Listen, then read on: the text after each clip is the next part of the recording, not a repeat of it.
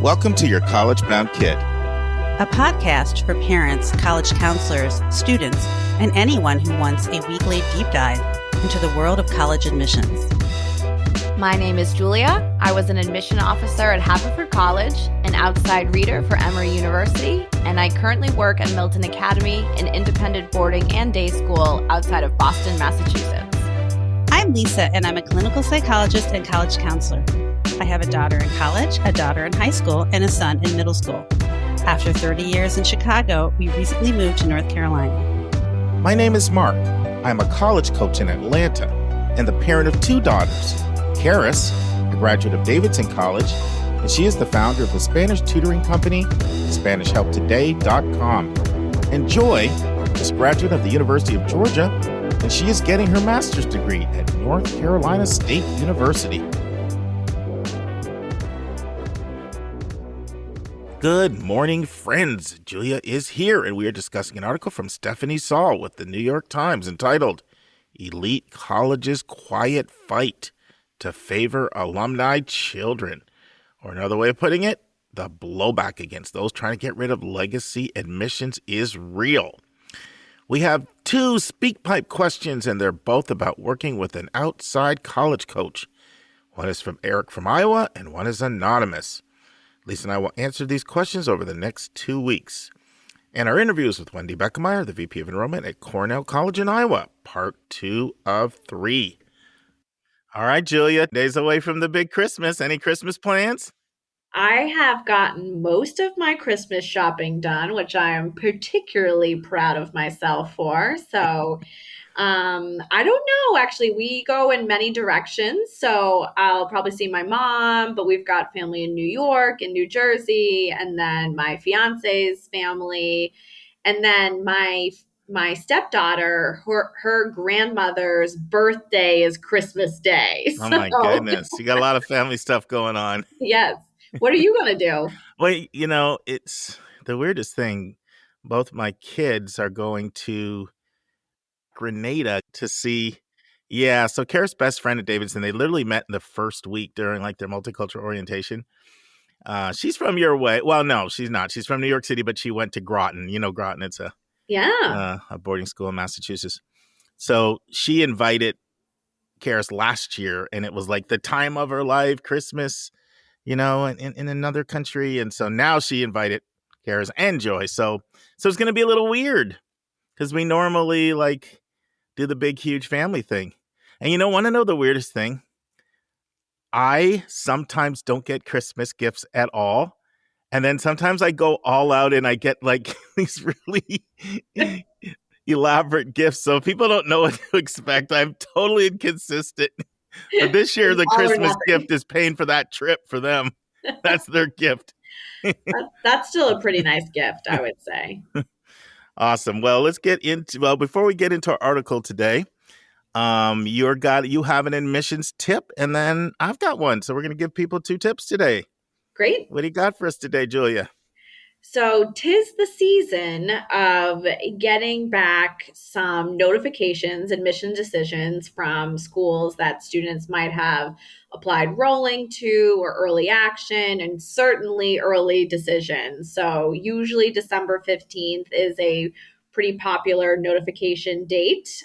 And what can happen when you get your admissions decision is sometimes it's not an admit, it's not a deny, it is a defer. Deferral. So a lot of the time, my students who get a defer will sort of jump the gun, right? They want to go right into planning mode and everything. We tell them that you don't want to respond too quickly in terms of how you're going to contact the school. What you do want to do is pay attention to anything in the portal that says if you would like to stay in the pool and be put into regular decision, please consent to that. Make sure you do answer that very quickly. But some colleges will allow students to provide more information in the portals for their applications. So when they're reconsidered in regular decision, that they've got some more information in there. So you just want to be very thoughtful about what the college is asking you. Some colleges actually will ask some deferred questions, and that's all you get. Or some colleges will say you can provide an update or two. And some colleges are a little nicer. They might allow you to send a letter of continued interest. You will likely send your grades as they go along anyways. So you're going to send an update, an academic update. But pay attention to the policies and then be really thoughtful about how you approach that defer. We tell our students, even though it feels like maybe you got to defer on December 15th, I've got to show the college I love them. They're my favorite school. So I'm going to respond on December 16th. Don't do that. Because guess what? Or sorry, you can respond, but don't maybe send a letter of continued interest or any extra information until you've been thoughtful about what you might provide. And also, some time goes on and you sort of get more perspective. So when you write that defer letter, we recommend that students actually send that. My school, for example, is a semester schedule. So at the end of first semester, which is roughly around late January, we tell students to maybe send a letter of continued interest at that point. And even though only maybe 2 months or a month have gone by, you might have a little more clarity about what you're looking for. You might have some plans that you get to update the college on. And then some colleges will allow for an extra letter of recommendation from a teacher or somebody that was missing in your file. I usually only recommend doing that if the college is fine with it, and B, that makes sense. So let's say you're applying for a school of engineering and you get deferred. Maybe you had a math teacher and a history teacher write a rec. Maybe you're in physics right now. That might be a really helpful voice to have in your application. But pay attention to the policies. Respond to accepting a spot in the regular decision pool, but wait on sending anything extra to colleges so you know you're being thoughtful. And I'll say this, I've seen it here at Milton, and I certainly saw it when I was an admission officer. Sometimes a very good defer letter is what really helps the student stand out in the regular decision pool. And they know you probably want to come because you applied early. So if you've got a really good letter of continued interest and you're very thoughtful about things, it can really help you in the regular round. No, lots and lots of tips. You got like 10 tips in there. One of them, I think the one I'd like to underscore the most, though, is like carefully read the instructions for each school. Because one thing schools don't like is if you go beyond what they want you to do. And there can really be that temptation to do that. People just think, oh, I've got to send them this extra recommendation letter, or I'm going to go show up there again, and, and things like that. And that can actually hurt you, if you don't follow instructions, you look desperate. Yes. That is not good. That is not good. One of the reasons I think too, for not just immediately doing it, I mean, you mentioned a lot of good reasons, like being able to be more thoughtful, and sometimes you can have a little bit more information, maybe some updated grades or something. But I think a lot of times if you just reply impulsively, it may not be taken that seriously. It's almost like you responded out of a bruised ego, as opposed to really putting thoughtfulness in. Is this a school that I really genuinely am interested in? Right. So yeah, lots of good stuff there. All right. So I have a tip, which I want to talk with you about. This will be really probably mostly for juniors and sophomores and freshmen, anybody younger, but know how a college admits.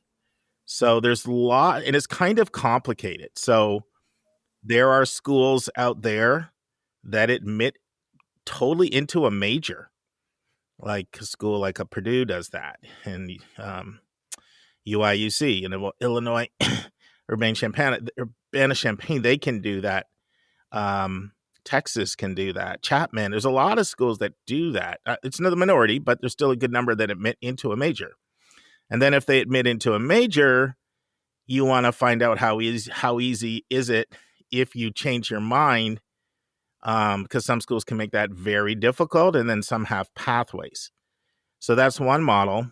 Then you have schools that admit into a college within the broader university. So they take a university and they divide it into what they call colleges or schools. And you're applying into that college or school, and you can move around as much as you want within that college or school, but trying to switch into another college or school can be very difficult. Then you have schools that just, colleges or schools, universities, whatever you call them, they admit into the entire student body. Like, you're not admitted into any college, school program at all. And then even with that, there's variation. So there's some that admit into the entire school, and at any time you could switch a major. At any time. That's how Vassar was, right? Where you went? Yep. Yeah. So Julia went to Vassar, and she was admitted into Vassar. If she wanted to switch to poli-sci or soc or econ or math, like, there was no process. It was a matter of going and declaring and talking with an advisor and just going and doing that. Then there's schools that admit into the entire school, but you still need to apply into certain majors. So, for example, Michigan State, for the most part, they admit into Michigan State. And then if you're trying to get into business or engineering programs like that, then you need to oftentimes do that in the sophomore year. And then for other majors, you could switch at any time. So usually the applying into programs tends to be for some more competitive programs.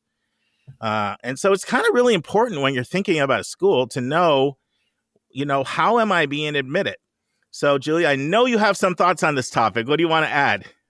Yes, this is actually a large conversation I have with a lot of my students, especially as computer science has gained in popularity.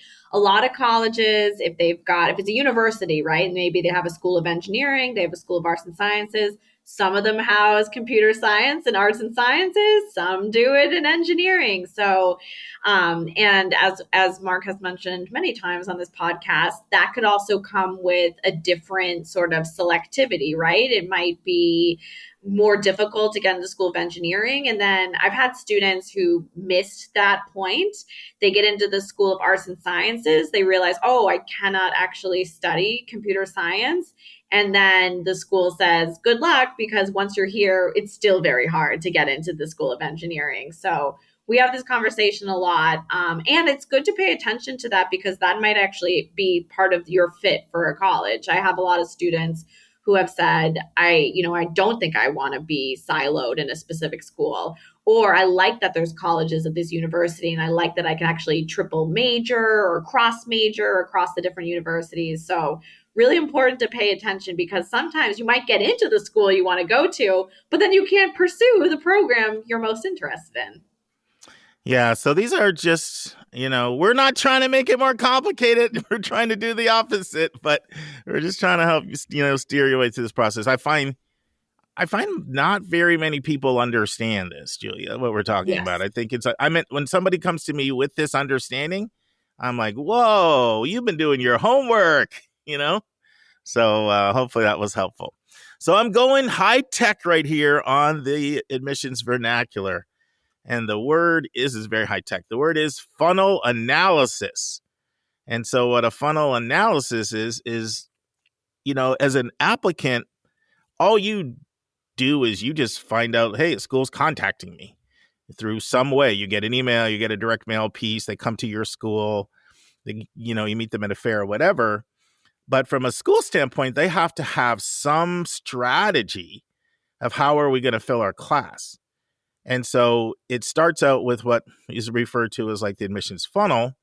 And so the funnel means you start with your prospects, and a prospect is really anybody that potentially could be a student, and then you're trying to move your prospects kind of along a continuum. A lot of times schools will have more than 500,000 prospects. That's not uncommon at all, usually through buying lists of names, but other creative ways as well. And so you're trying to move somebody from a prospect to an inquiry, and an inquiry is when they've taken some step of initiative toward you. And that could be anything from requesting information on your website, to stopping by your booth at a fair, to attending a school visit, to signing up for a virtual program, like, doing a summer program on their campus. There's lots of different things. Like an inquiry is the next step. And then you're hoping that somebody will go from an inquiry to an applicant, so they'll actually submit. And in an ideal world, they would go from an admit to an accepted applicant. and then you're into yielding them, and you're trying to get them to enroll. And then you're trying to make sure they don't melt over the summer and that they show up in the fall. So that's what we call like the whole admissions funnel. So a funnel analysis is where you study every aspect of your process and tweak it and say, what are we not doing here that we could do to change our prospecting system, or to change generating inquiries, or maybe we're, how we try to convert inquiries to applicants, and anything along the way. So anything you want to add to that, Julia? No, thank you for teaching me all that. And it makes me... You know all this stuff. You're just acting humble over there. Listen, I did not. I got out of being an admission officer right when we transitioned to online reading. I read outside as an outside reader online. But when it comes to data in this whole world, I'm like, whoa, it's not something I'm as familiar with now that I've switched sides of the desk. So, well, it's also not something that the average admission officer really gets involved in, right? That's that top-down stuff that's done from the people at the top of the office in the strategist role. They just go tell you, Julia, this is your territory. We want you going to 4 schools a day and a couple of fairs and whatever. If you interview anybody, put your notes in. They tell you to do all that stuff. So I know I got techie there, but hopefully it was helpful. Yes. And the big number is 100. What is 100? Well, Ross Chetty, who's arguably the most famous economist who studies particularly he focuses on the economics of inequality when it comes to higher ed. And almost all of his reports and research is related to the inequality within higher ed. He recently released another one of his stunning reports. He looked at the top quintile of earners, and he found that literally 100% of their offspring go to college. And then he looked at the bottom quintile. Julia, do you want to tell our listeners what a quintile is? A quarter of, correct? Yes. A fifth. So there's quartile and quintile, right? So quartiles would be a quarter, and quintile would be, so it'd be like taking all of the income earners in the country, the top fifth would be the top quintile, and then the second quintile. There's deciles, which is tenths, quintiles, which are fifths, and quartiles, which are quarters. So I know it gets confusing. So anyway, let me finish the point. When he looked at the bottom quintile, or fifth, of families based on income, 30% go to college. So 30% versus 100. And that explains why Julia gets so excited about her work at College Horizons. Yeah. You're dealing with not only that, that bottom quintile, a lot of times that even the bottom decile, which would be the bottom tenth sometimes. Yes, just don't trust me to do the math on that. Yeah. Between you and Lisa, I don't know who's got the biggest math aversion. That's purposely why I chose my college as well. Yeah. I did not have to take math, but somehow I made it through. Vassar's got a pretty open curriculum there. You could avoid math. Right? You could avoid math. Smart move. Yep. It did not prepare me well when I took stats when I was in graduate school. Also that I was in some of those remedial math courses trying to figure things out. Hey, all I know is you got your degree. There you go. You made it work. Awesome. Well, and now it's time for Hot Topics in the News.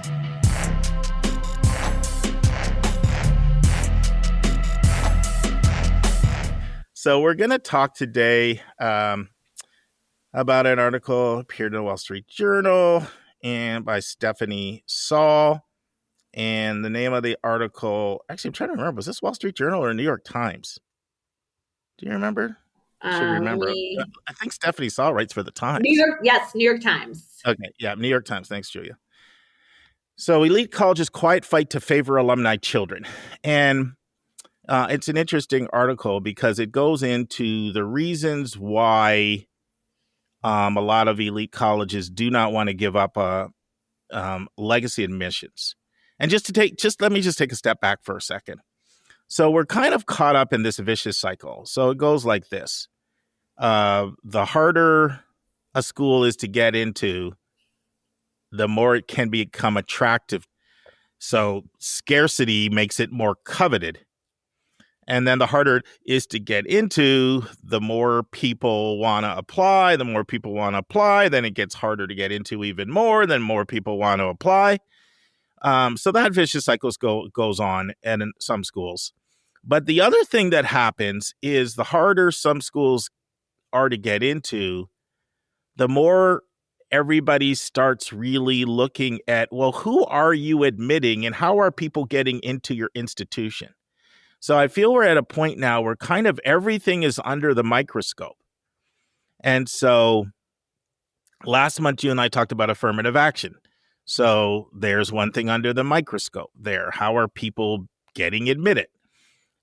Ever since sort of the Rick Singer debacle, athletics has been under the microscope much more so than ever. You saw a number of schools like Stanford and Dartmouth dropped a number of their sports. And, Dave and I, we talked last month about schools, people spending $100,000 in high school to get training in fencing so that they can come in through the back door. And we've done other sessions before on athletics. So that's under the microscope, especially because that so many spots at some of the schools, it just can be a significant number of spots, especially at smaller schools. But another thing that's starting to really get a lot of attention is legacy admissions. And the article makes the point that it looks like race-based admissions is probably going to be deemed unconstitutional and is going to be very, very hard for colleges to defend what's often called legacy admissions. And this is the argument that, Ketanji Brown Jackson has been making for the Supreme Court. So 300 plus years of disadvantage can't be factored in, but all the advantage of legacy, that's okay. And so the article looks at that and it says it's almost inevitable that legacy admissions is going to come under more scrutiny, but it also says that colleges are not going to be happy about that. Now, it gives the stats. 42% of private schools factor legacy admissions in. Only 6% of public schools personally give preference for legacy admissions. However, when you look at the most selective schools in the country, it's way more than 42%. And the article talks about why is it that schools like legacy admissions. And there's really three things that it refers to in the article. One is they feel like a child of an alumni is more likely to be a donor, so it can help your fundraising. Another is a child of an alumni is more likely to yield, meaning they're more likely to accept your admission offer. And then a third thing it points out is that schools feel like they're trying to cultivate a family feeling, and extending the school to previous generations helps to create that family feeling. It gives some stats. For example, at places like Yale and Harvard, 1 in 7 kids are graduates. 1 in 7 kids have parents who attended the school. And there's some really interesting quotes in here from the article, which I'll read a few to you in a second. But the article talks about how a lot of people have been against legacy admissions, primarily progressive students. We talked once before about how Brown students were out picketing, saying they're not going to give any money to the school if they continue to favor legacy in the process. And there's educational reformers that have been out against it as well. And here's a quote from an article that says, Justin Driver, he's a professor at Yale Law School and an expert on the Supreme Court and education. And this is what he says about legacy admissions. He says it's a little like rooting for Elon Musk to purchase the winning lottery ticket. But what the article points out that there has been an historical correlation to pushback and blowback to affirmative action being accompanied by blowback to legacy preferences. So it says, for example, the University of California system, the University of Georgia system, and Texas A&M, all three of them, they all got rid of legacy preferences when they were getting pressured by either lawsuits or ballot initiatives to get rid of affirmative action. And that was a Century Foundation analysis found that.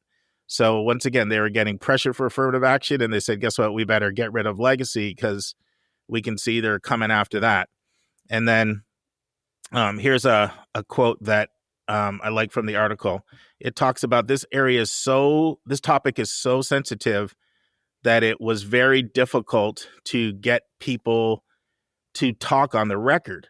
So it says the context puts universities in a decidedly awkward position when it comes to defending legacy admission. The topic is so sensitive that few officials at select colleges with legacy preferences were even willing to discuss it. And it talks about how they reached out to about 20 institutions and had a really, really hard time getting people to discuss it. They got a few people to make a few statements, like Jeremy Quinlan from Yale. He basically said that the government needs to butt out and let private institutions do what private institutions do.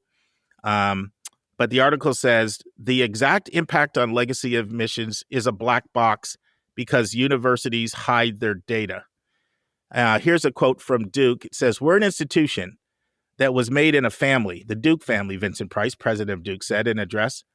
"The idea that you would ban legacy preferences or ban any particular favor as a consideration is troublesome." And then there's a quote from Cornell saying, "We're trying to create a Cornell family that goes on for generations." And the article basically makes the point that don't expect schools to get rid of legacy admissions, highly selective schools. They're just not going to do it, either for the reasons I mentioned. Either they feel like they have better yield there, they have more donors, or this family feel thing. And, when you look at it, I can only think of 5 privately selective colleges that have banned legacy admissions. And the only ones I know are MIT, Caltech, Pomona did it in 2017, and Johns Hopkins, and then Amherst did it maybe around a year ago, and it was a really, really big deal that they did it. And so it's not like tons and tons of other schools are lining up to do it. Like, there may be more than 5. Do you know any others, Julia? Those are the only 5 I know. Those are the only ones I know as well. Yeah. So I'm being a chatterbox over here, Julia. I want you to weigh in. What are your thoughts? What are your thoughts on, do you see legacy admissions under assault? Do you think you're going to see more schools forced to abandon it? We know the young people don't like it. The article also talked about Yale students out campaigning and, and protesting and trying to get it overturned at Yale. What are your thoughts? This issue actually I have trouble with a lot because as the article mentioned, it brings up a good point about this sort of colleges should have the right to shape their own classes and make decisions that way, just like using race as part of that consideration.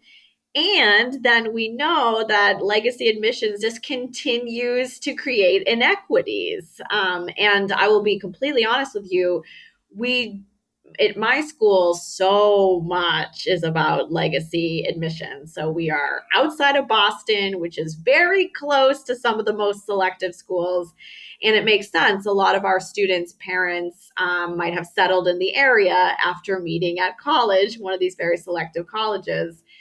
And so it is very much a buzz around my school where if a student does not have legacy status at that college, sometimes they question if it's even worth the student applying or whatnot.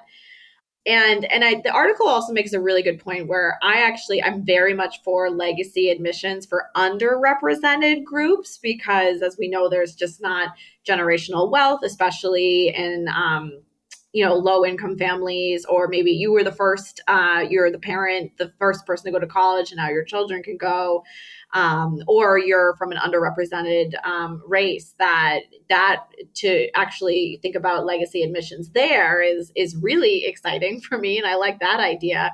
But how do you do that while also who makes the judgment call that this person doesn't need it? And to be clear, what I will say is different for me about legacy admissions is I have never seen a college simply use race as the one factor as why they admit. I have seen colleges use legacy status as the one factor as to why they admit. So I do think that it is used in ways that go beyond preferential treatment. And then I've seen my students most of my students who are legacy admits absolutely were admissible candidates. So it wasn't like they were fully inappropriate. And they themselves, sometimes when they get the good news, struggle and feel like they've got imposter syndrome and that like, oh, I only got in because my parent went here. You probably got in because in the womb you were born into and that whole situation as well. But as someone who used to work at a school that had, Haverford is a Quaker school. You do not have to be Quaker to go there, but so much of the culture is about understanding those values and adhering to those values. So yes, it was often really helpful to take a student who was raised with those values and could enter the community right away and uphold those. But for something like a Yale or a Harvard, where you can't use the business argument, if you ask me, because they are swimming in money, even if you got rid of legacy admissions, they would still have tons of donations and money. But it's sort of harder for me to make that sort of call. At the same time, I understand that they are a business, and maybe you've had, maybe the child has two parents that or both parents went to that school, and so they're like, great, here's a great applicant, and they already have a connection to our community, so this should work out nicely. So I understand that argument, but so I have a hard time.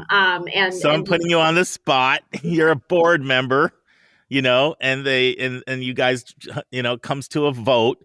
Do we get rid of legacy admissions or do we keep it? How would you cast your vote? Can my vote be get rid of legacy admissions except for underrepresented groups at that college? You can do that. You can do that. And the reason why I say that is I would be hypocritical if I didn't allow that. I have very difficult time with this as well for a lot of the reasons you do. On the one hand, when you look at the research that Johns Hopkins, when their president came over, having come for Canada doesn't have legacy admissions. By the way, the article talks about legacy admissions got implemented in the 20s and 30s to keep Jews and Catholics out because too many of them were coming and the schools wanted to be more white Anglo-Saxon Protestants. So that's the history of it. The article talks about that as well. And so when he came over to Johns Hopkins and he got rid of it, it's incredible how the demographics changed in the student body. So I've wrestled with this. It's been a very difficult issue for me as well, because I do like to give schools a lot of autonomy and kind of think that they should be able to implement their mission, and Big Brother doesn't always have to be watching over them. So I tend to believe that a lot. And I think that can be a really dangerous trend in far as where's that going. And I certainly see value to the fundraising argument and to the yield argument. I don't think those are invalid arguments. But when you look at how composition of the student body changed at a place like Johns Hopkins, how much more racially diverse it became when they got rid of legacy, it's like staggering. Right. I'm thinking actually when like test optional is a good example of this. Like yes. When we had very selective colleges overnight, when they stopped using tests, diversified their classes significantly and said something to the effect of, I guess it would be kind of criminal if we went back to requiring test scores. So it does feel like the evidence is overwhelming in terms of what damage legacy admissions can be doing. Yeah, to keep your population more wealthy and privileged. And the reason why I would be hypocritical to not let you have a hybrid view is because I have a hybrid view. And so I was influenced at first. First, I had the view that schools should be able to do what they want, like butt out. It's their decision. Then I read the Johns Hopkins data when they got rid of it and how their population became way more diverse. And I realized that it's such a barrier to having more, especially more under-resourced students, both socioeconomic and racial. So then I swung my pendulum all the way back. I got rid of legacy. But then, I hate to be so whimsical here. So Anika, who was like an original co-host when I started the podcast, and for those of you who listen all the time, this might be old news, but for newer listeners, Anika's now been off the podcast, for a year and a half. Actually, almost 2 years. But she worked in the alumni office, North Carolina A&T, and she's very much for legacy admissions. Why? A&T has one of the top co-op programs in the country, and they have exceptionally strong career services. And a big part of her job is to tap into all the alumni to get internships for all the students. So she swung me back to a hybrid view. So my view now is you can't just be an alumni. You need to have shown a commitment to the school. Yep. Now, that could be financial. That could be through doing a lot of internships. That could be through being an alumni interviewer. And I will defer to the school whether or not they feel your alumni contribution is significant enough to get a little asterisk beside you.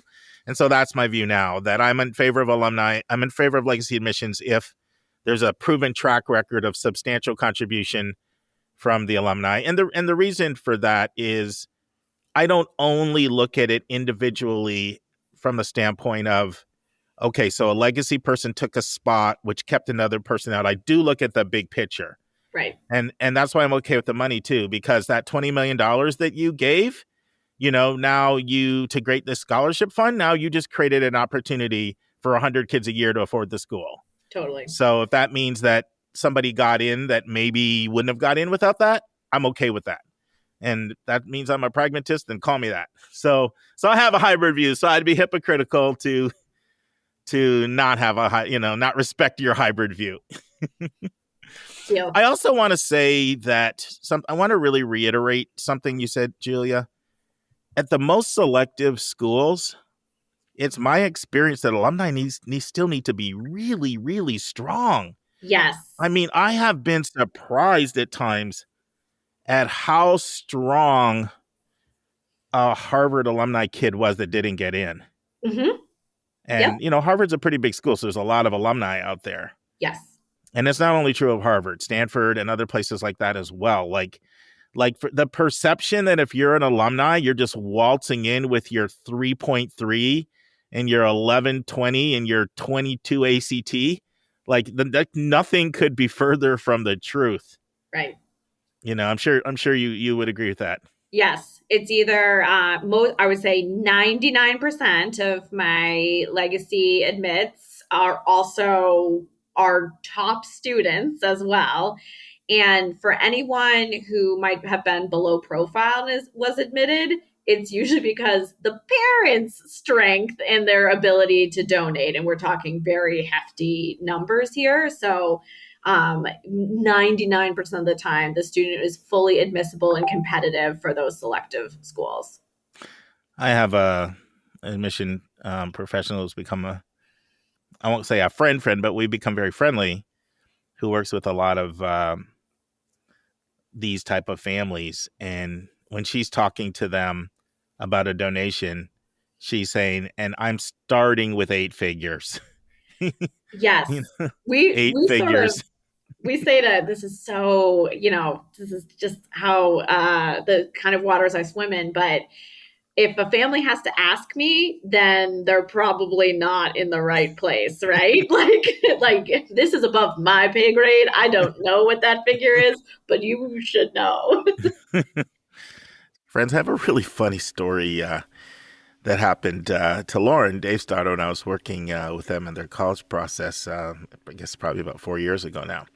So our regular listeners know Dave's a Princeton alum, and Lauren attended the lab school in Chicago. So Dave went in, and it's like a family meeting, and Dave's talking to the college counselor. And, of course, our regular listeners know Dave's always promoting Princeton. And at this point, he hadn't dropped the dream of his daughter following in his footsteps.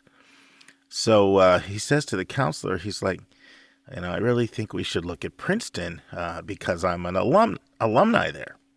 And the college counselor says to Dave, when I walk around Princeton, do I see Dave Williams on a building? Because if not, being alumni is not going to mean that much. It's just a funny story. Yeah. So do you have any thoughts on whether you think the Supreme Court will strike it down? We've been talking about this a lot in my office as well, is that I don't think that they would explicitly strike down legacy admissions, but I do think that this would present, if affirmative action is sort of off the table, then I do think that opens it up for the discussion and the vulnerability of legacy admissions. Maybe also athletic admits that are not at a Division I program. So it could open absolutely that lawsuits that have to deal with preferential treatment in some capacity. Yeah, there's no doubt lawsuits. And Clarence Thomas has already expressed real hesitance about legacy admissions. Yeah. So I don't know if he speaks for the conservative wing of the court, but there's one person there who has really questioning it. I'll just say this. I don't know what's going to happen, but I'll say I wouldn't be surprised if there are restrictions on legacy admissions in the next 15 years. Sure. Agreed. That would not surprise me. And especially because young people feel very, very passionately about this topic. They really feel it's a justice issue. And that's kind of spreading on college campuses. Very active at Brown. It's very active at Yale. I'm sure it's active at a lot of other places. I just haven't been following as closely. And, some people are like, young people, schmunk people, who cares about them? Well, those people become more powerful as they get older and older and older and get in more positions and get more resources. And a lot of times their views, sometimes they moderate, but a lot of times they don't. And so and also just don't sleep on the power of young people. Like, so many movements have been started by young people that have changed this country. I firmly believe it was pressure from young people that got Amherst to make their change, and they just feel very strongly about it. So it's simply worth listening to and following, and we'll have to come back and revisit it in the future. But thanks, Julia. Thank you. And now it's time for a question from one of our listeners.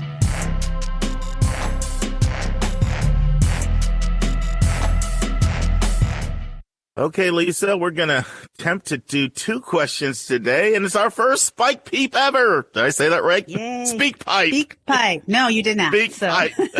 Speak pipe ever. So, I'm like a little kid.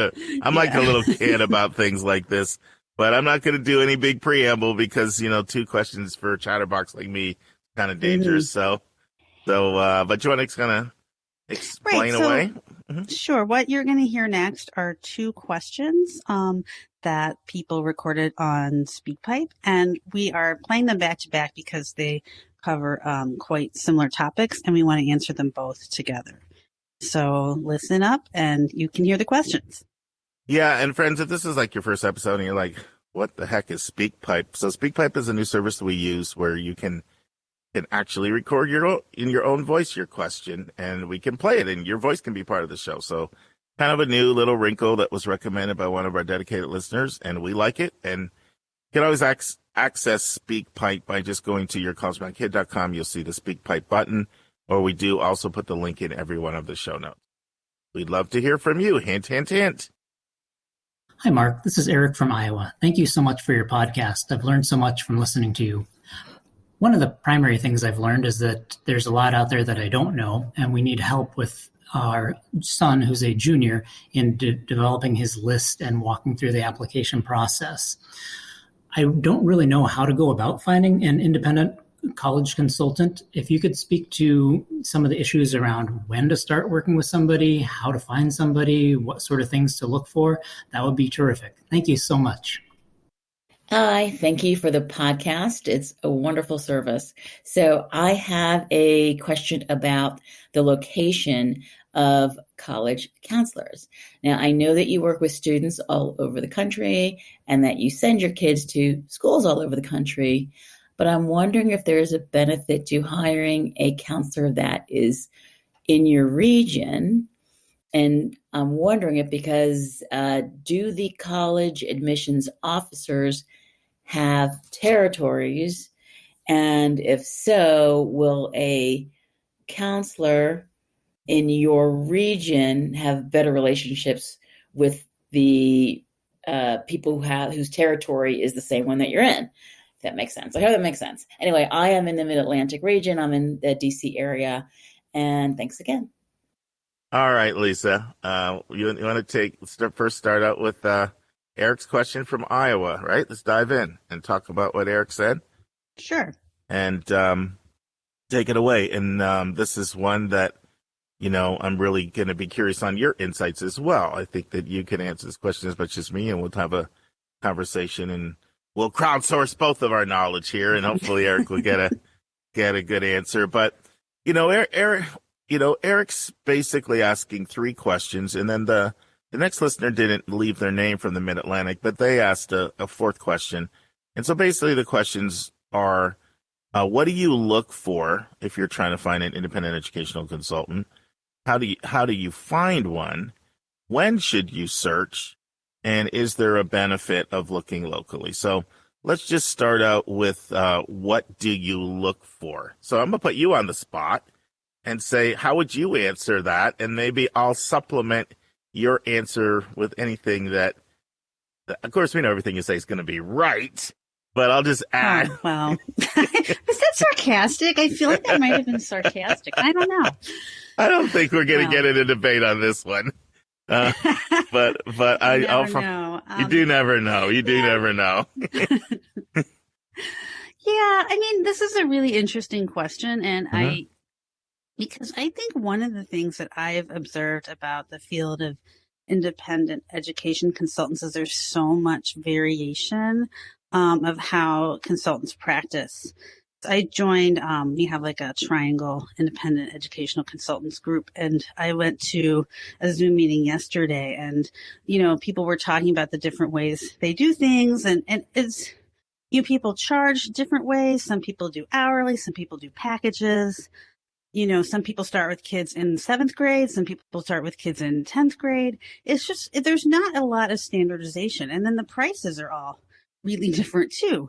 So some people charge a lot of money, like there are certain, I think, firms that charge quite a bit of money. And then some people are pretty reasonable. And I didn't necessarily get the sense that the expensive people were that much more experienced or, that much more connected. So it's really kind of hard for the consumer to make a choice. I agree with everything you said, by the way.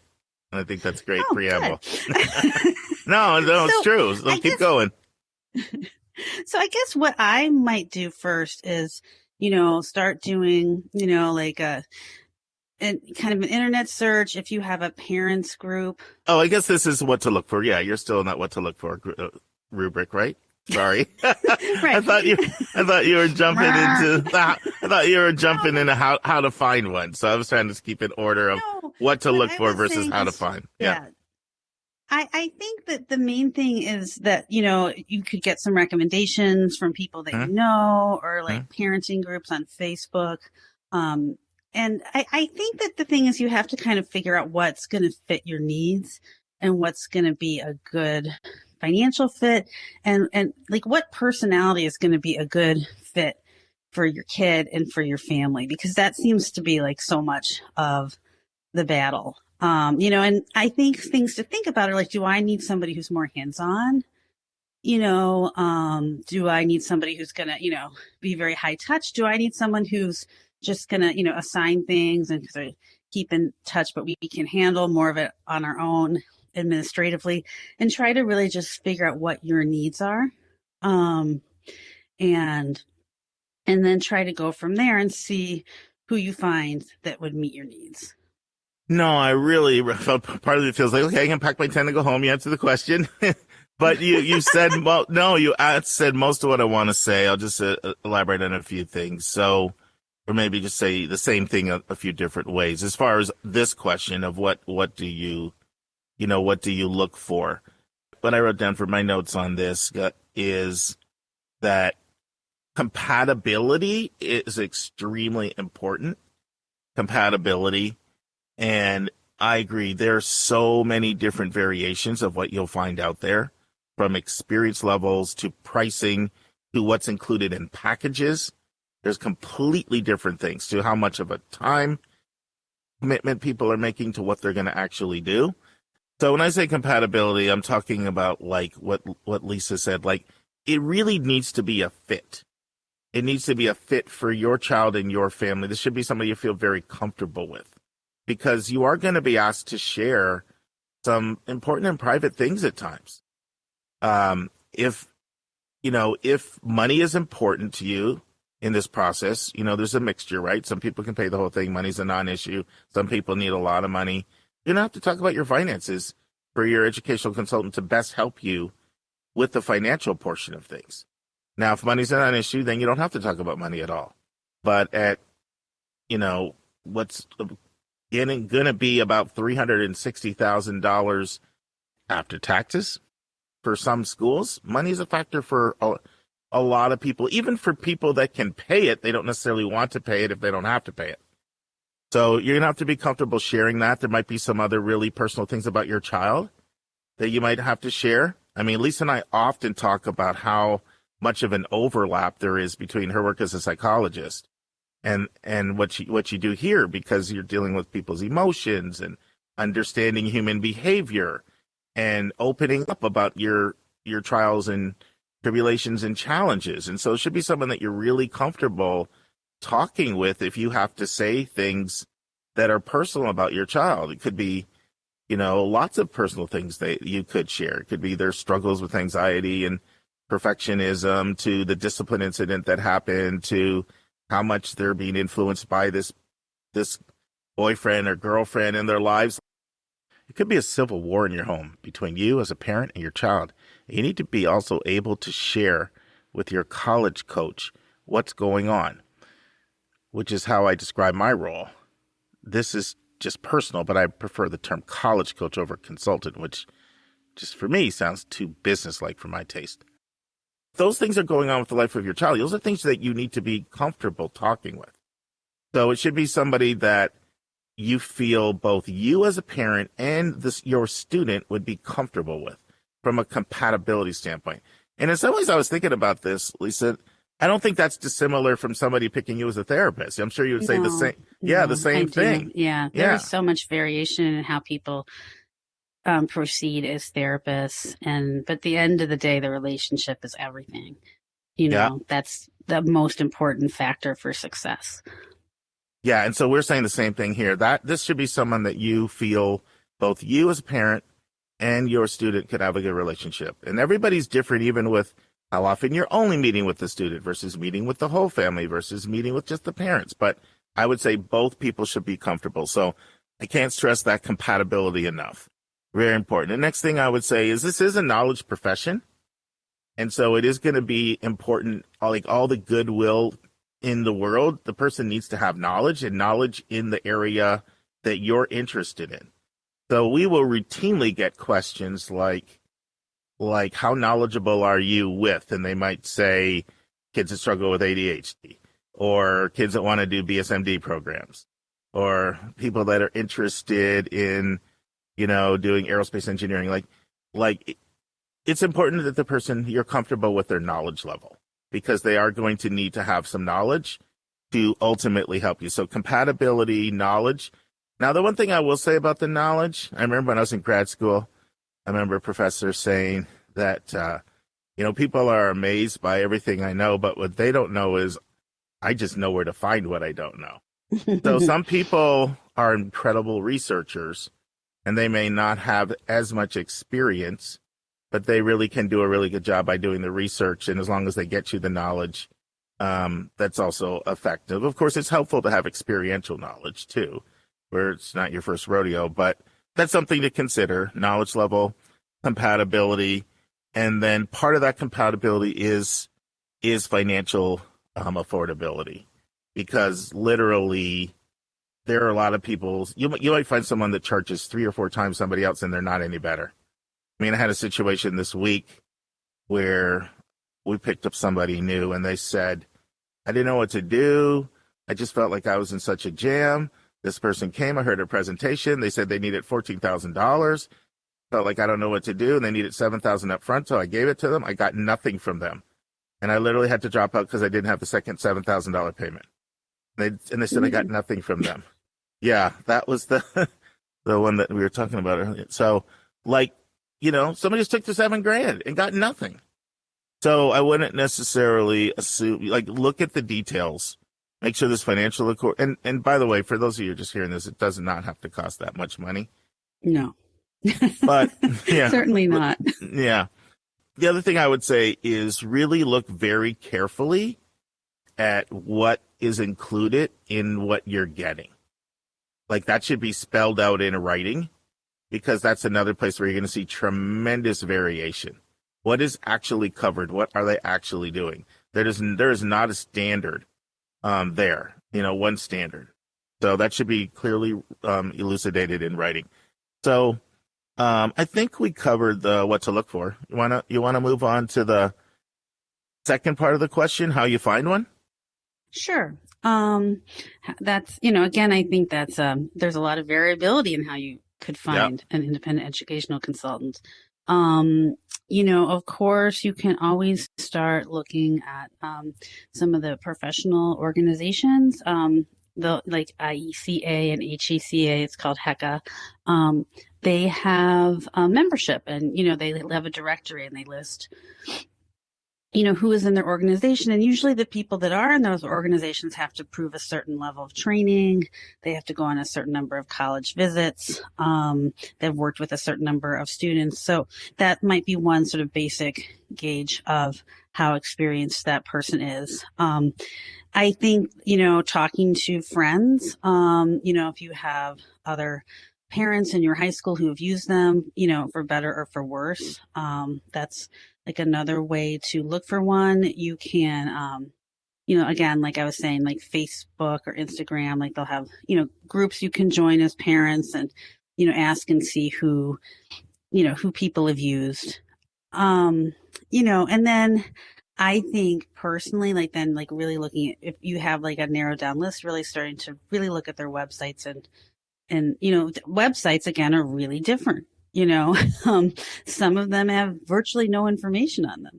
Some of them have in the case of perhaps our website, almost too much information. That was a hint from Lisa. Not very subtle either. I said almost. I'm just saying, not very subtle. In any doubt of, what Mark Stucker offers and how much it costs. It's all spelled out very explicitly. So, but other places don't put a price, they're, it's just so different. So I think, I would maybe, take the people like that you feel like are your top three and maybe reach out to them and see if you can talk to them, on the phone or online, and just try to get a sense of how that you think that personality is going to work for your family, or find out what they're charging and if that's affordable, and going from there. Yeah, I like a lot of the things Lisa said. I think the single best important way to find people is to ask people who you trust. I really do. Whether that's in your parent peer group or you're in Facebook groups, and get a list, because that, at least if it's people that you trust, it should somewhat be vetted to a certain extent, and you'll have better success in general using people you trust as a way to build an initial list. Let them vet that. So that would be my top choice. Lisa mentioned the organizations. There's several organizations out there. We're either members or have been members of all of them. I was with HECA, Higher Ed Consulting Association. They exclusively do college, and they do a very good job. I've just recently come over with Lisa at IECA, which is sort of the original group, but they're a little bit of everything. They have pre-K, they have K through 12 as well, but they've been around for a long time. They're in DC. They do a lot of, work on advancing the profession. And then there's also NACAC as well, National Association of College Admission Counselors. They have membership. There are a lot of the one good thing I'll say about people in the organizations I find is they stay abreast of what's going on in the profession. The one thing I like about the organizations is I find the people that are in the organizations are always trying to learn. They're trying to always, they have listservs. They're trying to stay apprised of current things. That can be a place if you're not having success with asking people. Mm-hmm. I'm not personally that impressed with how easy it is to become a member. Like, they make a big deal of saying, oh, we vet you and we make sure you have experience. You can have like 1 year experience and you worked with like a dozen people and you're good. Like, it's really easy to get into these. Mm-hmm. So I don't really think look, someone's a member. Wow, they've achieved something, like it's some credentialing. They try to present it that way. And I think that the credentials are so bare minimum to be a member. I personally am not, I don't think that's impressive, but I do think that you tend to find people there that are always sort of trying to learn, prove their craft. And that's what I find from both of those, all three of those organizations, HECA, ICA, and NACAC. So I do think that it's worth looking at if you're not having success with asking people. But these Facebook groups, I think, have been really good at surfacing people. So if you don't know somebody in your immediate vicinity, using Facebook groups, I think is actually quite good. So I think that's anything that you want to say on how you find one?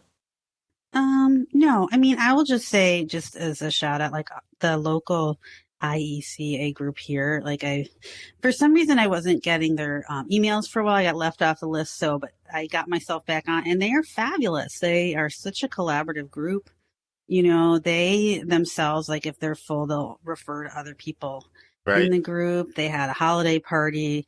It's just been a really positive experience. And I feel like even though all those people are very different, and they all have very different experiences, like you kind of get a sense of, oh, if I have a kid who is really interested in theater, I should probably refer them to this person. So, I mean, if you can kind of figure out somebody who's connected like that, they might not be able to take you, but they can maybe put you to the right place. Yeah, I agree. The one thing I want to say about all the groups is there's some people that philosophically are against being in these groups. You'll see it especially in the New York market. Like, I've been doing this for 20 or 30 years. Why do I need to? Because these groups charge money. I know I paid like $700 for IECA, and I got a little Dave in me. So I give Dave a hard time about Dr. Lincoln Penny, but I don't want to pay some part of me is like, why don't I pay $700? Like, who needs, I don't need them for any business. But you know what? They have great listservs. They have professional development. They have groups that gather together. So for sharpening your skills and meeting cool people, I pay the money. But there are a lot of people that aren't there. Like for the IECA, they have 2 levels. They have professional membership, associate membership. Associate's like $300. Then they don't put you in the directory. And most people, there are more people that are associate than are professional. So there's a whole great group out there. But like Lisa, you're not in the directory if you look you up. So in the ICA directory. So I'm saying that only to say, like, those are good sources, but they don't contain all the really, really good people as far as the consulting go. But if you're having a hard time finding one, that could be a good place. I'll tell you one thing, Mark. Like, if somebody sends you unsolicited mail, promising to get your kid into their top 3 choices, and they are charging like 5 figures, like, I would kind of look askew at that. I've myself with kids have gotten a number of those mailings, and they seem concerning to me. Yeah. So, okay, now I have to go into grinding my gears mode because you set me up. I really know. I hate that 93% of our people get into their top 3 choices, and this is why. Like, the way the person interprets that, wow, my top 3 choices are Stanford, Duke, and UCLA, and you're telling me you have a 93% chance of getting me in my top 3 choices? That's pretty good. It's all marketing.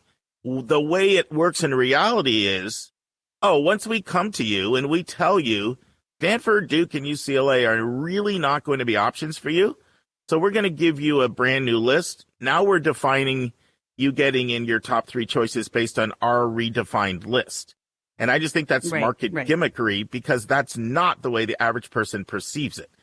By the way, I thought this might be helpful. There's some national data out there, and I should have brought this into this conversation. Never thought about it, but there's an organization that we're, School Match for You, who Lisa and I and Linda, we all work with, subscribe to, use it as a CRM. And they've done a survey and come up with some national data. So the national average hourly rate is $198. For multi-counselor practices that have more than one counselor, it's $234 is the national average. And that does vary a little bit region by region.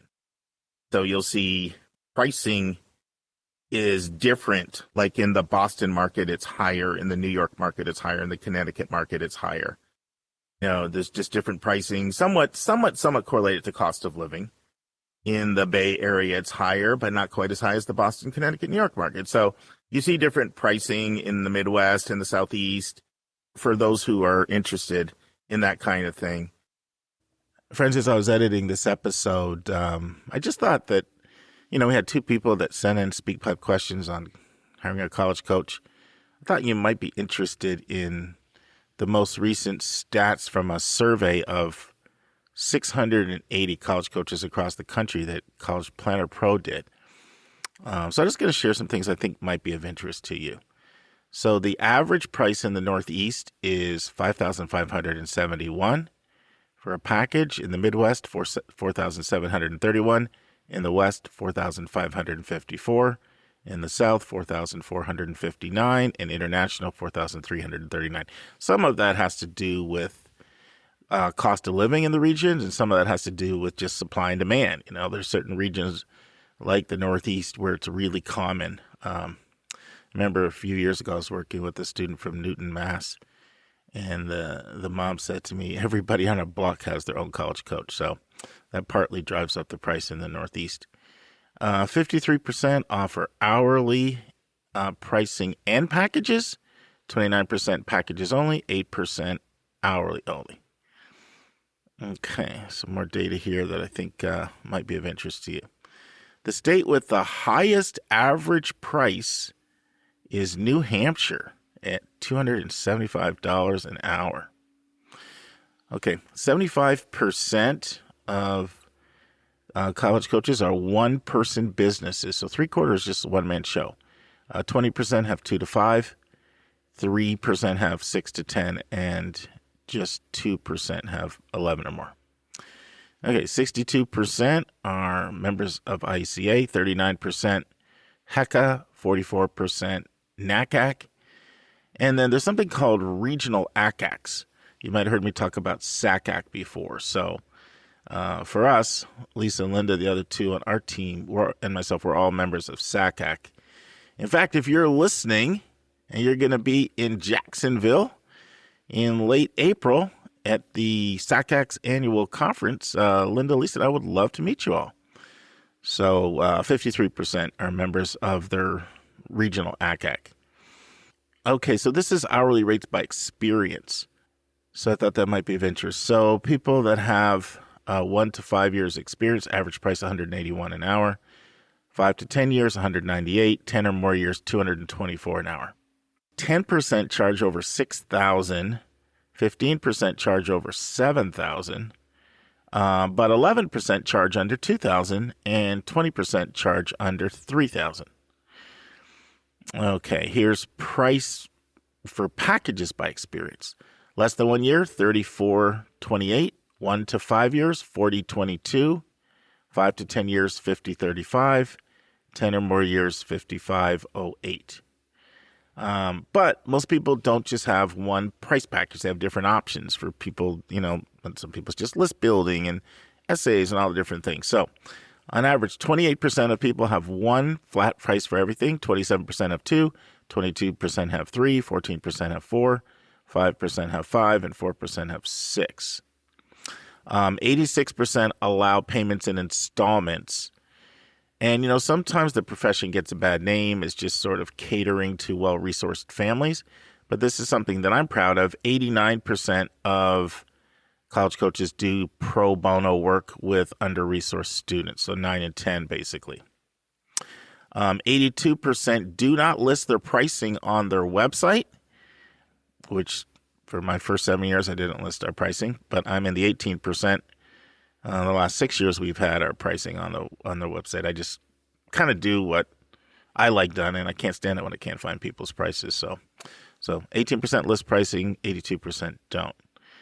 And then as far as how many hours of service people get, once again, this is all over the place. So 25% get 10 or less hours with a college coach, 35% 11 to 25 hours, 29% 26 to 40 hours, 7% 41 to 55 hours, and 5% 56 plus. So that really refers to what Lisa was talking about, where the range of services is all over the place, so you got to really read the details. So hopefully that was helpful. About 70% of people do packages as opposed to hourly. Some do both. Just thought maybe a little bit of national data might be helpful for people to know. And then some people do a decent amount of pro bono work. You know, I know one person who says for every one paying client, or every 3 paying clients, I like to take on one that can't pay or can't pay my full rate. And I would say that's important too. If somebody should be doing some type of service to help less resourced people. If you're not doing some type of service to help less resourced people, whether that's offering discount pricing or a lot of volunteerism or something, then your heart is not really into just helping people. And you should look for people for whom, yeah, you're a professional, you have a right to earn a living. But at the end of the day, you're more about helping people. Like, Lisa works with me. I would have never hired her if I wasn't so impressed with that part about her. She had all the other things. She's got integrity. She's smart. She does research. She cares about kids. But to her, it's really caring about kids and serving kids and helping kids find a good fit for them. That matters like more to her than can I make $500,000 doing this thing. I'm a lousy capitalist. That is the conclusion I've come to about Why myself. did you take that compliment and just turn it into I'm not saying it's maybe great to be a great capitalist. I'm saying like I'm a terrible capitalist. I am a softie. Like it's okay, it's fine. You don't have to pay me kind of person. I don't think it's that. It's just you want to help kids and you're in it for the right reason. And I think that's really, really, really important that people find people that that do that in this profession. And I think that people that don't do some type of, service work like that, that's a sign. And it's a sign I think that should be troubling. Mm-hmm. I think we've covered the how to find one, Lisa. Want to move on to the third thing, which is when to start. Okay, now people will be all over the place on this. I'll tell you what I think is the optimal thing, personally. And not most people don't do this, but I think this is optimal. I think it's optimal that if you're hearing this and you have somebody younger, that you periodically schedule a few sessions when your child is younger, just to make sure you're doing some of the things that you should be doing now. And it's not all about college, cramming it down the throat. It's just so that you're not making mistakes. Because people make mistakes. They go off and they send their kids to these camps that are 5 figures at these prestigious schools, and they wasted their money. They think that, I thought it was going to be helpful to spend all that money to be on this college campus. And they don't realize that they didn't need to do that. And I think I've shared the story multiple times before, but I'll never forget the meeting I had with the College William and Mary rep who afterward, we met after her info session, 2003, and it's still indelibly impressed in my heart. And she was like, thinking about switching to do what you do. And I'm like, whoa, you were so great in the info session. You seem like Miss William and Mary to me. She's like, no, by the time they get to me, it's too late. There's so many kids we could admit, but they didn't take the right courses. And I feel like if I go do what you're doing, I can get to them early. And we kept in touch. And 1 month later, she had left and flipped to the side of the desk. So why do I say that? Well, people make a lot of mistakes with their courses. So I think it's good for people, ideally, to have, like, there's people that will meet with me every 6 months when their kid is in 6th or 7th or 8th grade. Just a one session every 6 months, or they'll write down a bunch of questions in a notepad, and when they get a bunch, they'll schedule a single session. And I actually think that's really good use of people's time. Yeah. So I ideally like the idea of people not getting into some big, long, crazy package that goes from like 7th to 12th. But just some periodic sessions in like 7th, 8th, and 9th grade. I've even had people do it that were younger, that were parents, and they just wanted to understand how all this stuff works. And their kid's not there. And I'm not talking about, what you think of as a stereotype. Oh, my goodness, this college-consumed, obsessed parent. No, I'm talking about like really just being responsible and trying to empower yourself with knowledge so that you can guide and shield your child. So I'm a fan of that. And then when it gets into something more comprehensive with packages and working on list building, and now we're working together on a regular basis, I'm a fan of starting at the end of the sophomore year to take advantage of the summer of your rising junior year. Because what we try to do at School Match Free, or Lisa and I, Linda work, our goal is to have 80% of students have their applications done by Labor Day. Last 20% done before November 1st, ideally mid-October. Doesn't always work in a perfect world. There's times when people are like, I haven't had a chance to visit these colleges. I'm not going to be able to visit them until October 17th. Okay, well, let's wait till your visit and see if we're going to apply. But that's our goal. And so when you work it backwards, you're trying to get stuff done. It's our belief that starting a little earlier reduces the stress considerably, and it becomes like a leisurely walk in the park or a casual jog, as opposed to flying through the airport O.J. Simpson style, trying to not bogart somebody over. Like, it's less stress to actually start earlier. So my ideal start time is to take advantage of the rising junior year. That's also a great time to bang out standardized testing if that's something that you're looking at doing. Now, having said that, if people are not looking at doing a wider geographic search, they can start a little bit later, because one of the big reasons for starting early like that is it's actually hard to visit a lot of colleges. It takes a lot of work. You're trying to look at when your kid's not in school, when the college is open, what works for your schedule, and maybe I'm trying to use breaks. And so starting earlier allows you to do a lot more visiting. If you want to do that, you don't have to do that. You can say, I'm going to visit my schools after I'm admitted. It's a little harder that way. For some schools, that will make it harder to get admitted, and it'll make it harder for you to know the school. But in an ideal world, you'll want to get to a good chunk of your schools, and starting a little earlier decreases the stress. Certainly, people start this time all the time, December of the junior year. That can also work. I don't want people to think, oh my goodness, I'm late, and freak out. We've seen a lot of people start December, January, even February, and we can still get it done. It's just you're now condensing a lot more a lot more work into a shorter period of time. Now, where if you start early, you can get working on your list. You can actually do your personal statement in February, and you can do a lot of things. You can get a lot of your application done. You can get way ahead of the game. I've been rambling over here. Anything you want to add to that, Lisa?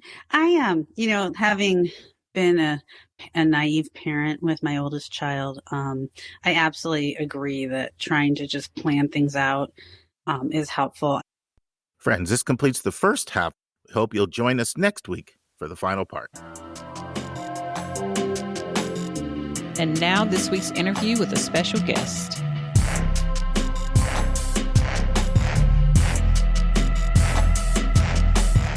Friends, last week you heard the first part of our interview. Now it's time for the second part. Talk about more about the Abet accreditation. You don't often see that, especially at a small school. Talk to our listeners about what your offerings are in that area. So we offer an engineering degree, and one of the institutions have a overarching accreditation for their institution, and that allows them to offer federal financial aid and things of that nature. And then there are specialized accreditations. It might be in teaching, so in your education program or a program that you would pick as a family. The same would possibly be true in a program like engineering. And so Abet is an organization that comes in, it evaluates all of the curriculum that you're offering. And to reach Abet accreditation, it requires a higher standard of curriculum, faculty preparation, and outcomes of your students. And so this program we've not had it very long, but I think it speaks to what others see in Cornell College related to what we're offering students. No, that's awesome. So, Wendy, where do you see Cornell going in the next 10 to 15 years? I don't know if you want to talk about the current strategic plan or just sort of comment on your thoughts on what you see being emphasized, in terms of the vision. Well, as we were talking about in the beginning, and we were really talking about, what sets Cornell apart, and I was mentioning the individual nature of our students and how this is really a place where they feel like they can thrive. Our strategic plan is really focused on what do students need and what do students want. And I do think that's kind of rare in higher education. Usually institutions are really, it's almost as if, there's got to be a lot of other layers that are added in addition to that in order for a strategic plan to kind of make it through such a large community with varying interests. But at Cornell College, we have a really focused community that's focused on students. And so we're really centered around the idea of what do students need and what do they want. And so we've been adding, with careful thought, some academic programs like in digital arts. We've added a women's wrestling program. Oh, I know, isn't that great? well, Iowa is such a big wrestling state too. Yeah, it is. It is. So this next year will be our first year of intercollegiate competition. But we've added some things that we feel really good about, and then also great transparency in financial aid. So here's an example. There's a number of things we've rolled out, but I'll give you two quick examples.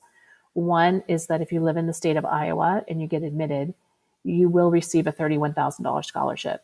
Wow. So it's transparent. It's frictionless. Yeah, it's a good word, frictionless. I like that. Yeah, rural families, students of color, Pell eligible students, first generation students. This whole process feels very convoluted, very very noisy. And so if you can just say, look, if you apply and you get admitted, this is what you're going to get.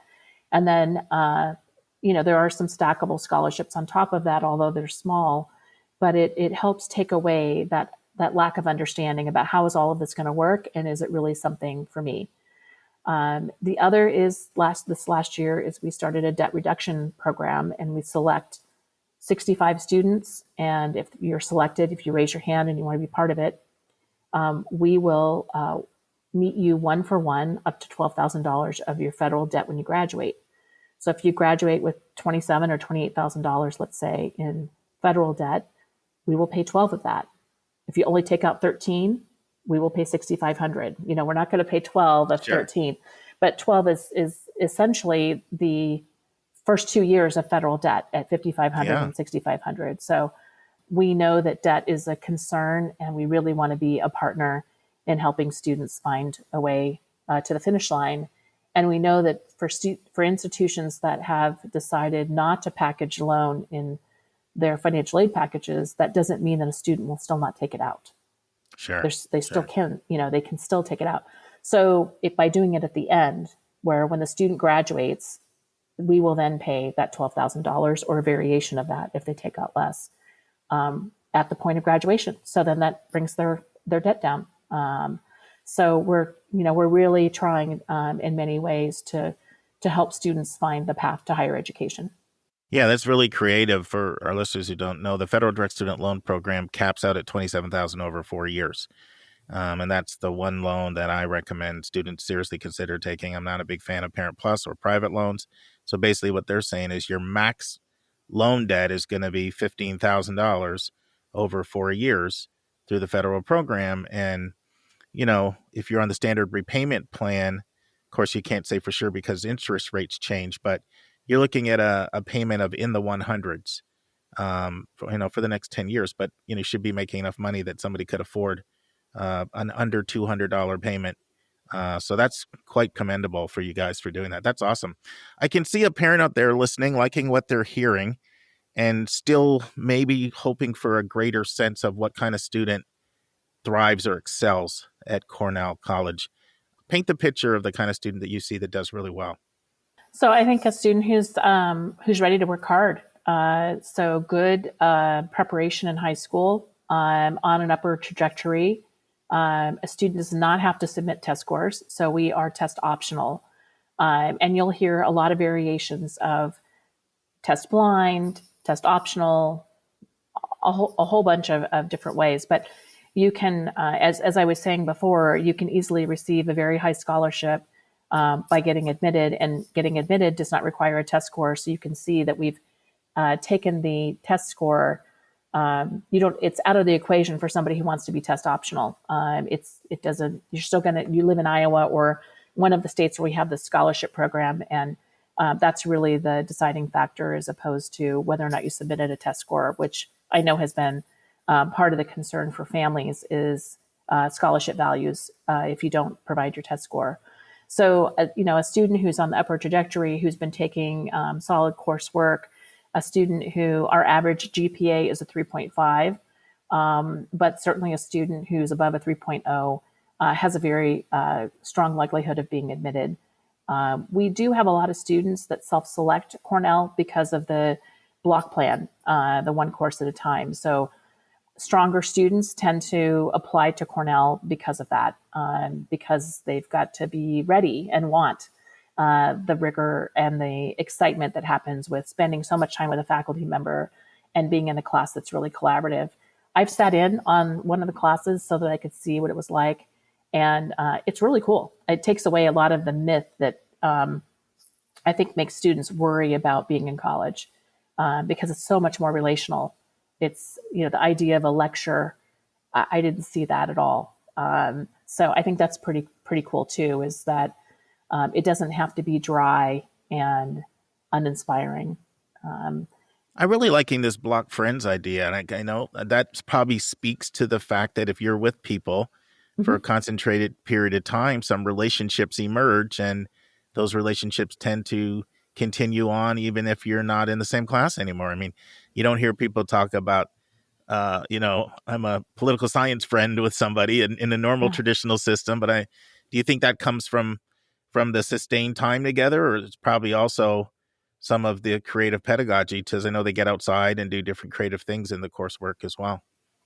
Yeah, I am really struck, given all the different institutions where I've been, at the depth of friendships that occur at Cornell, and also the affiliation. A lot of colleges today are really kind of struggling with how to keep people connected to their college because of the transactional nature of higher ed with a higher cost, and then loans and all of those kinds of things.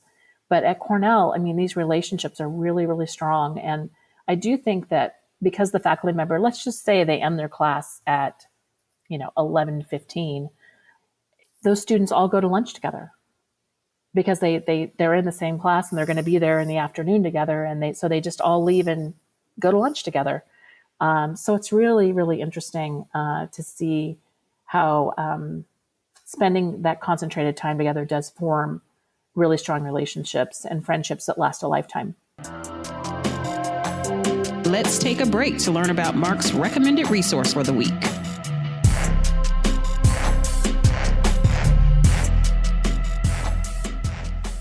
Friends, one thing I believe in is hearing both sides of the argument. And you know how often, if you're a regular listener, I've said where you'll go is not who you'll be. And I've recommended Frank Bruni's book, which is that exact title. Well, there is another argument out there, and I do believe that people should be exposed to that other argument. And there's a book that articulates this other argument, and it's a recommended resource for episode 285. And the book is called Pedigree: How Elite Students Get Elite Jobs by Lauren Rivera and Dina Perlman. So basically what this book does is it focuses on hiring practices, particularly in 3 different professions that are known for putting an emphasis on elite pedigrees, elite, sheepskins. And those three areas it focuses on are top-tier investment banks, consulting firms like McKinsey and places like that, and then white shoe law firms. And so the book argues that when it comes to those 3 professions, like where you go to school matters tremendously in who they reach out and who they hire. And so if you're someone who doesn't have much of a stomach for elitism, the book will probably get on your nerves. It's going to argue like these Ivy League schools are much better than these Ivy League schools, and these small liberal arts schools, no one's heard of them, and blah, blah, blah. But I do think it's an important book, and it's also true that it can make a difference in some professions more so than others, the name of where you go to school. And, I'm always emphasizing the other side of it. I thought it would be fair to expose you to the opposite argument that makes the case for status, makes the case for name brand. And once again, the name of the book is Pedigree: How Elite Students Get Elite Jobs. And it's a recommended resource for episode 285. We'll now return to my interview with Wendy Beckemeyer. Now, how do things work, Wendy, from the standpoint of requirements? So you've got your open curriculum schools, you've got most schools with distribution requirements across different disciplines. Then you have your schools that have cores. How does all that work at Cornell when it comes to sort of requirements for a degree?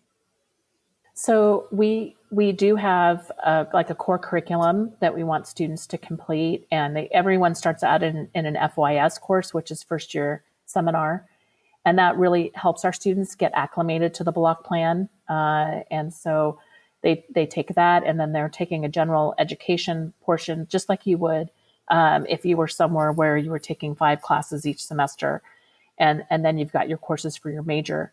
I will say that we have probably more students at Cornell than I see at the other schools where I've worked that create their own major. That there's the flexibility is pretty significant to do that, and I see them being more creative in terms of their academic mix than I have at other schools, and there's probably less bureaucracy related to that because of the fact that there's already the block plan. So we're already offering something that's a little bit different. And so there's not as much, beholden to the idea of it must be this way. You probably also are attracting some creative types too, because the fact you have a creative pedagogy, you may attract some more creative, people in general. And so they may use their creativity when it comes to planning their curriculum. That's right. Yeah, it's a good point. So no place is perfect. And you know that you've worked at, I was counting, it was either 6 or 7 institutions. There's quite a few. This isn't your first rodeo. What are some things Cornell needs to improve to become an even better school? So, when you get interviewed for a job and you say, and they say, well, what do you need to improve? And you go, well, I work too much, right? Yes. Is that this question? Well, what I would say is that I think that I have found here more than anywhere else, like the faculty and staff want to achieve like A+ on the things that they do. Like they want to be like the best, perfect. And so being a little off that mark, but getting it done is hard for this community because you've got a ton of achievers working at Cornell, high achievers. And so it's like, we're off a little bit, but we're going to get it done. I don't think so. No, let's make it better. Let's make it perfect. And so to me, in saying that, it probably sounds a little bit like I work too hard. It does. Yeah. But I do think that you can do more things and impact more people if you can live with a little bit of imperfection. And so that's something that I think the Midwest is also risk averse. Just as a part of the country, there it's risk is calculated to a higher level of negativity, noise than probably on either of the coasts. So Cornell specifically, though, I think that they are very invested in students. We spend a lot of money on making sure our students have the best experience, and there aren't any arguments over that. Like, this is what we're focused on. Now, I'll tell you one thing I've heard before, and this was just not only just Cornell, but just block plan in general, is that it can be hard either recruiting faculty or when faculty arrive, if they're coming from traditional semester systems, it can be difficult for them to adjust to block. Have you heard that at all? That's something I hear in general. I haven't heard that. And I wonder if it's just the timing of when I arrived, that because it was during COVID and because it became a strength, I wonder if that's why I haven't heard that. But I haven't heard that. That's good. That's fair. That's a good authentic answer. Is there anything else about Cornell that you haven't shared that you want to share? I think it's I've been at some really amazing places. I've seen in a fairly distressed economic environment, people raise money for each other. That you've got somebody who's sick or whatever it might be, even where the dollars are really thin. As I kind of go back to what I was saying earlier. I mean, I think Cornell is very, very focused on doing the very best they can on behalf of their students. And it's hard to see that as a differentiator when you're a family, because everybody says that, and it's really hard to tell who does it. So I feel challenged by that, in trying to find ways to demonstrate that so that people can see the differentiation. So that would be something that, I feel like I'm still working at to try and succeed in that way so that it's easier to see that differentiation. Because I think that that's got to be hard. I know that when we were touring with our son, it's like there's all these schools, right? And especially on the first layer, they kind of look a lot alike. So I think your podcast is really helpful because it takes a deep dive and helps listeners understand the differentiation between institutions. So thank you. Appreciate No, that. thank you. And I just thought of a couple other questions I have. So I know before you mentioned the generous $31,000 Iowa scholarship, but I could see a lot of our listeners thinking that's great, but I don't live in Iowa.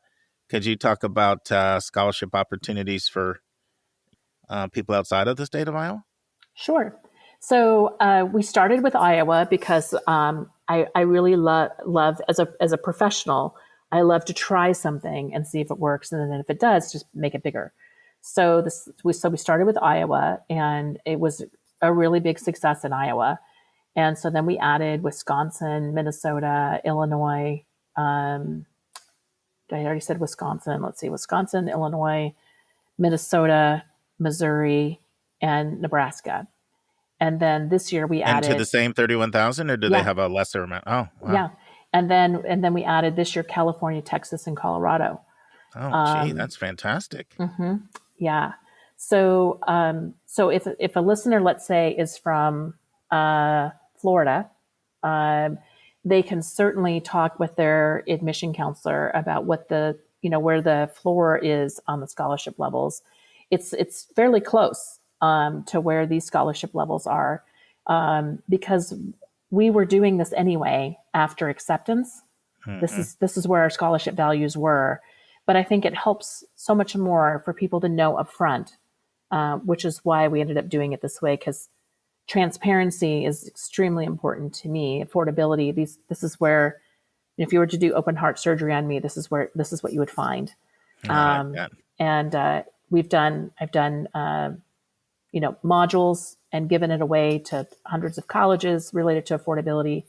We've written a book where Arnie Duncan wrote the conclusion. I mean, we've done lots and lots of things to prove that would prove, not to prove, but that would prove that what I'm saying is actually an honest representation of how I feel. So for your listeners that are saying, well, what about me? Which I think is a very valid point. We will be happy to tell them exactly where they'll be. No, that's exciting. I'm really glad I asked that question. We have a lot of listeners in those other states that you mentioned, and I work with students in those other states, so it sounds like it. And it sounds like it obviously must be going well because you're continuing to roll it out to other places. That's right. Friends, this concludes part 2 of my interview with Wendy Beckemeyer, VP of Enrollment at Cornell College. We hope you'll join us next week for the final part of my interview. Friends, on Monday's episode, I will give you the latest in higher ed updates, and we'll continue with an interview that we're getting great feedback on. Gus Resendez talking about how to avoid the pitfalls and potholes in athletic recruiting. And speaking about an interview I enjoyed, I want to close you with a quote from one of my favorite interviews I've ever done with Heath Einstein at TCU, when I simply asked him the question, Heath, give us your best advice for students, parents, and college counselor. Listen and enjoy. All right, and the last question is your best advice for 3 groups of people: students, parents, college counselors. My best advice to students is, as you consider where you will go to college, imagine yourself as a rubber band. And you want to go somewhere that is going to stretch you, perhaps to places that you didn't expect to be stretched, but not to the point where you break. Ooh. My advice to parents is that you have only one job in this process, and that is to love your child. And at the end of the day, if your feelings toward your child have anything to do with the bumper sticker that's going on in the car, then you may cause irreparable harm to that relationship. So just remember to love your children and to tell them that you love them. And to counselors, my advice is have enough wine for the whole year, because you're probably gonna need it. See you on Monday, everybody. And that's our show. A big thank you to you, our listeners, for tuning in this week. If you find this podcast helpful, please follow us and you'll get every single episode as soon as it is released. If you're interested, there are a few ways you can really support our podcast. You can click the share button and send it to your friends and acquaintances. You can help us pay our staff and our expenses by donating on our website. You can write a review for us on Apple or Spotify. I'm the producer of the podcast, but we have a fantastic team of 14. Shout out to our co-host, Dr. Lisa Ruff, Dr. David Williams, Susan Tree, Vince Garcia, and Julia Esquivel. And to our substitute co-host, Sylvia Borgo. Our sensational sound engineer is Nemanja Motvich. Our amazing music is from Victor Allen Weeks. Marketing designs are from Kimberly Blacks. Lily Parikh manages our Instagram.